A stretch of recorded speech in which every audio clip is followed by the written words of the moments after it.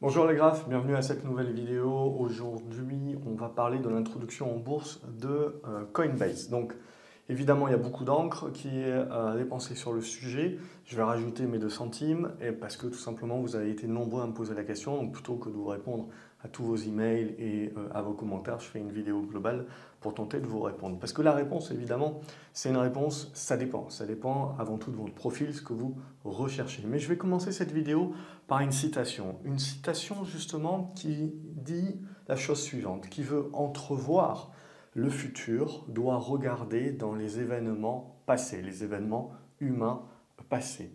Parce que les événements se ressemblent, parce qu'ils sont produits par des hommes qui sont animés, qui furent animés, qui sont et qui seront animés des mêmes passions. Ça, c'est une citation de Machiavel. Et je rappellerai également qu'au XVIIe siècle, lorsqu'il y avait eu la fameuse bulle des tulipes, il était possible de pouvoir échanger ces bulbes de tulipes ou de pouvoir acheter avec des bulbes de tulipes et non pas des florins un certain nombre de biens. Donc ça c'est pour l'introduction, pour vous faire réfléchir. Évidemment, ça ne veut pas dire que cette fois-ci, ça ne sera pas différent, etc.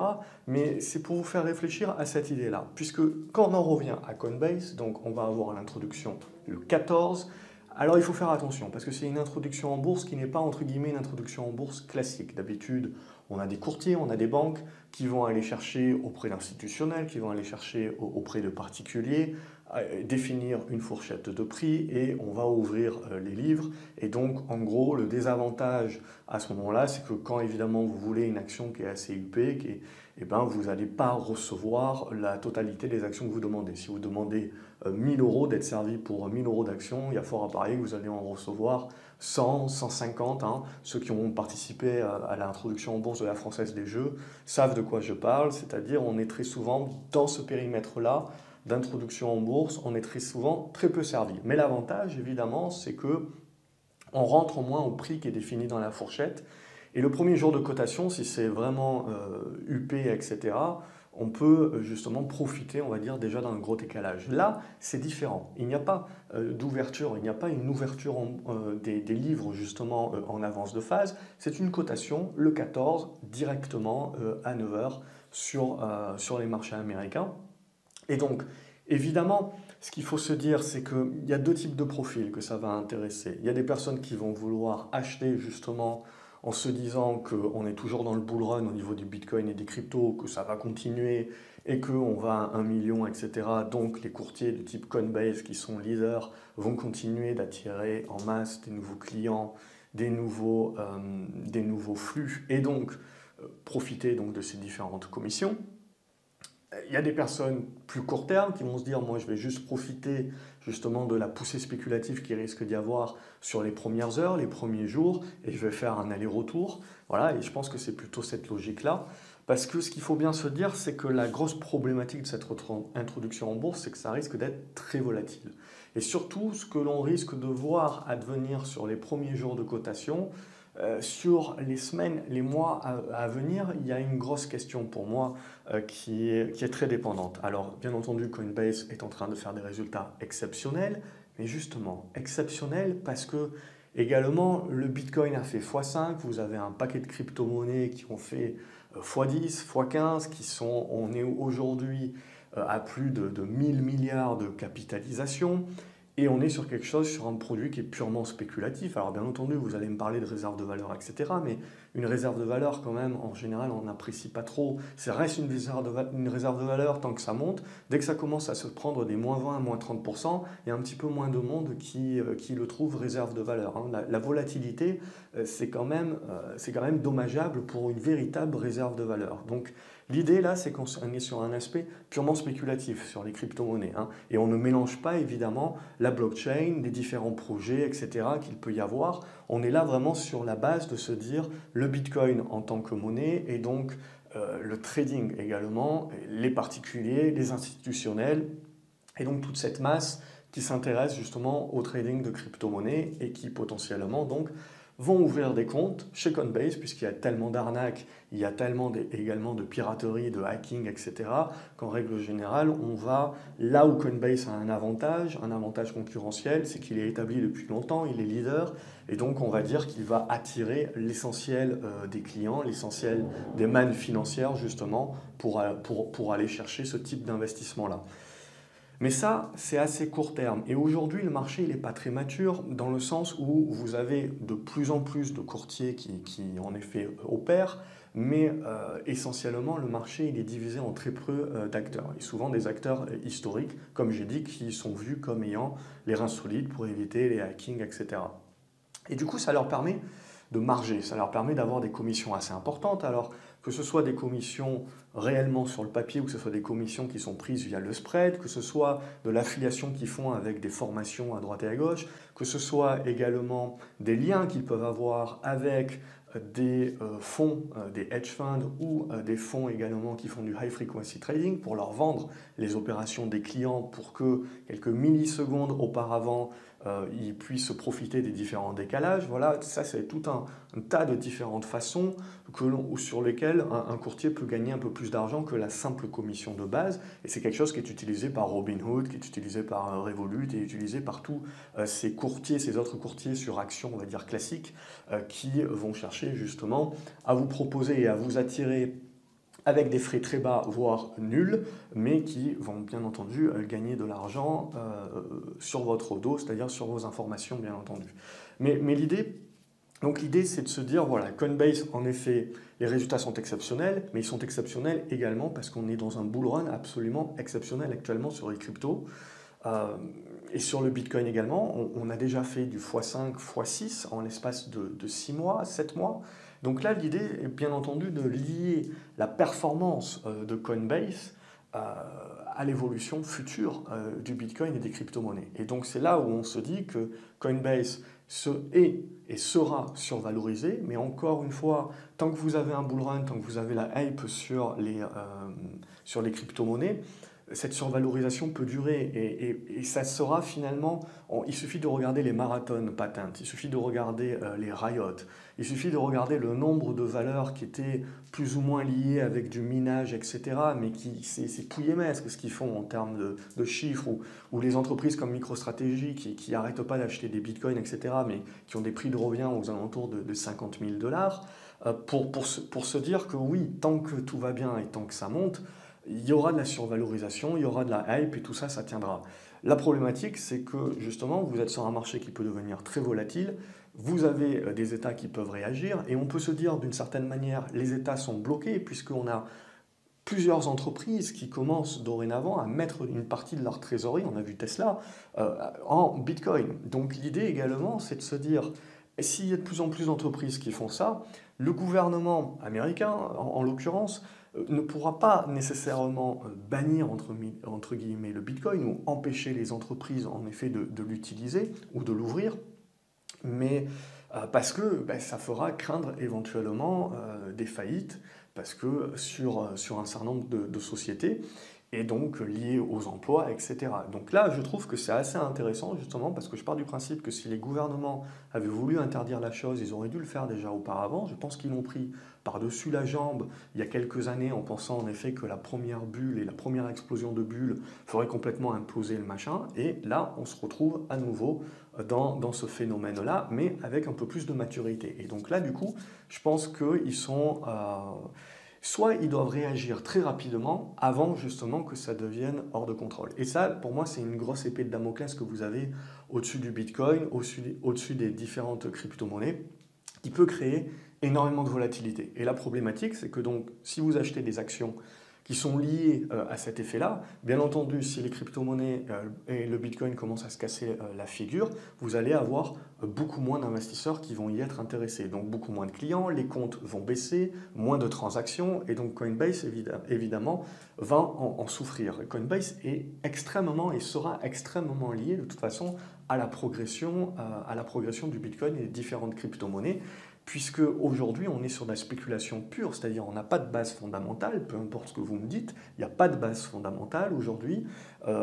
La réalité, c'est qu'on achète du Bitcoin parce qu'on pense qu'il y a quelqu'un d'autre qui va vouloir nous le racheter plus cher. Ça s'appelle la spéculation, et il n'y a rien de mal à ça. On en fait aussi en bourse sur un certain nombre d'actions. Et aujourd'hui, quand on voit certaines actions comme Riot, etc., elles ont fait x15, x20 ces actions-là, voire même x50 pour certaines d'entre elles. Donc on voit l'effet de levier également. C'est un petit peu comme les minières or, les minières argent. Vous avez toujours un effet de levier par rapport à la hausse ou à la baisse du métal, que ce soit l'or, l'argent, etc. Donc il faut bien prendre ces lignes-là et ces actions-là en se disant que c'est comme si on prenait un effet de levier sur, entre guillemets, la matière première, et donc le sous-jacent.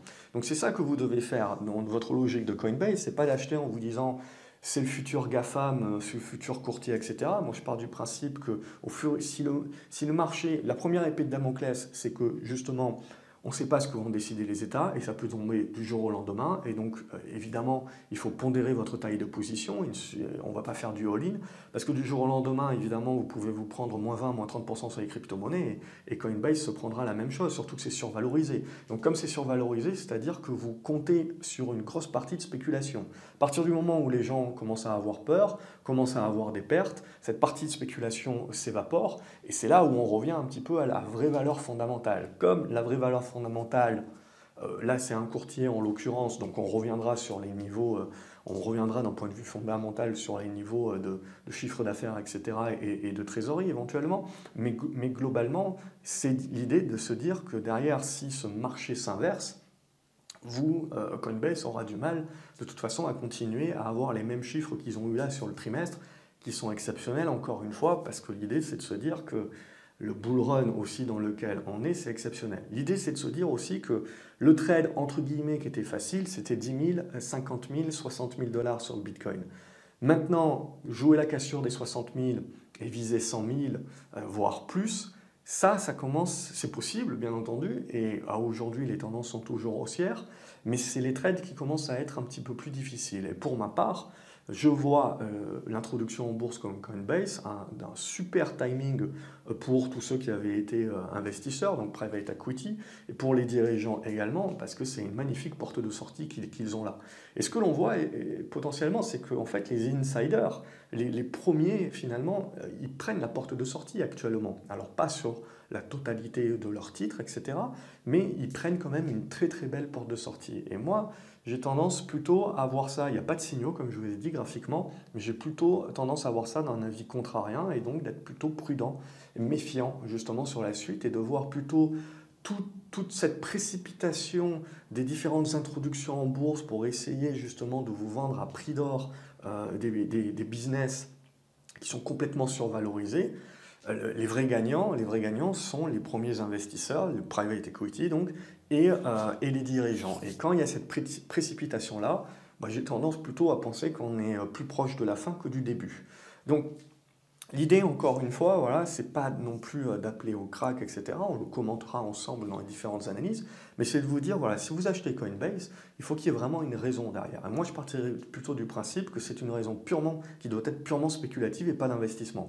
Parce que même, à la limite, s'il n'y a pas de crack sur le Bitcoin, que le Bitcoin en effet devient utilisé, comme d'autres projets, crypto-monnaies, etc., que vous avez de plus en plus de personnes qui rentrent, moi, je pars du principe également que ce qu'on a vu là actuellement, je pars du principe que vous avez la majorité des gens qui devaient rentrer sur le Bitcoin et investir sur les crypto-monnaies qui l'ont fait. C'est-à-dire ils ont créé un compte, ils ont mis leur premier argent, etc.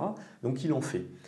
Et je ne pense pas qu'il reste une énorme marge aujourd'hui. Alors bien entendu, si on casse les 60 000 dollars, on va chercher 70 000, etc. On refait la une des journaux, il y aura à nouveau des flux entrants, etc. Mais je pense que le gros a été fait. C'est-à-dire que les chiffres exceptionnels que Coinbase a sortis, ils auront du mal, en tout cas là sur ce run-là, ils auront du mal à faire beaucoup mieux. Et donc l'idée, c'est d'essayer de se projeter.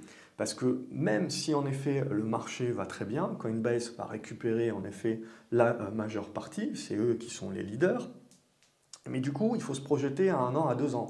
plus les crypto-monnaies vont fonctionner, plus ça va attirer un certain nombre de business qui vont vouloir faire courtier. Et dans ce métier de courtier, qu'est-ce qu'on fait?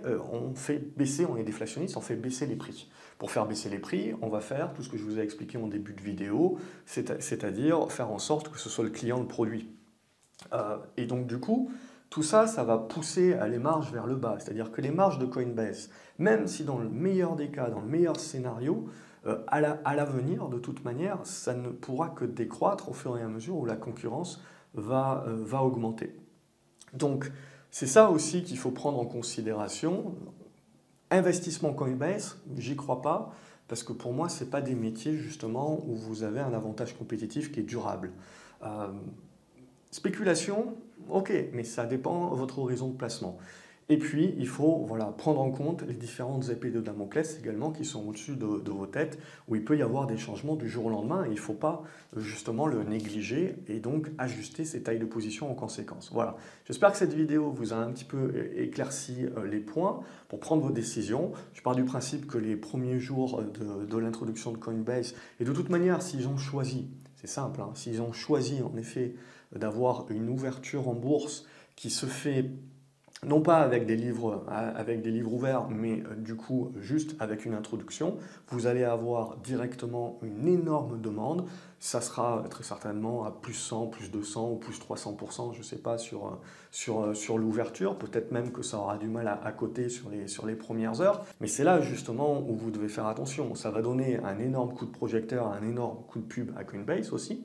C'est aussi la raison pour laquelle ils choisissent de faire cela, pour essayer d'aller taper une capitalisation assez importante et faire parler d'eux encore un petit peu plus. Mais l'investisseur, lui, qui va rentrer, à titre personnel, je l'aurais tenté. J'aurais tenté la spéculation, en effet, si on était sur des ouvertures qui se font un petit peu au prix qui est demandé à la base.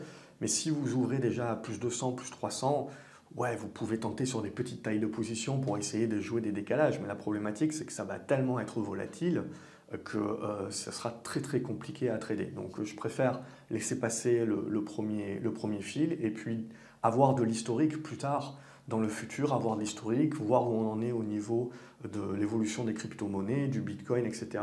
Et là, commencer en effet via une analyse à essayer d'être un petit peu plus mature sur l'historique de cotation et rentrer des positions éventuelles, mais qui resteront et qui demeureront pour moi spéculatives. Je ne suis pas dans une idée investissement sur Coinbase. Donc, et l'idée pour moi, c'est que c'est exceptionnel, les chiffres qui sortent, mais qui s'est rapproché aussi du côté exceptionnel dans lequel on est sur ce bull run au niveau des crypto-monnaies et du Bitcoin. Et donc, c'est bien le côté exceptionnel qu'il faut se dire. Et donc, vous rentrez sur l'exceptionnel. Est-ce que l'exceptionnel peut devenir encore plus exceptionnel? Ça, c'est la question à vous poser. Je vous ai donné mon avis. Voilà, n'hésitez pas à partager le vôtre dans les commentaires, à liker et à partager la vidéo avec d'autres personnes que ça pourra peut-être aider à savoir garder raison. C'est l'idée aussi de cette vidéo. N'oubliez pas de vous abonner à la chaîne, comme ça vous ne loupez pas les autres vidéos. Je vous dis à la prochaine. Salut les graphes.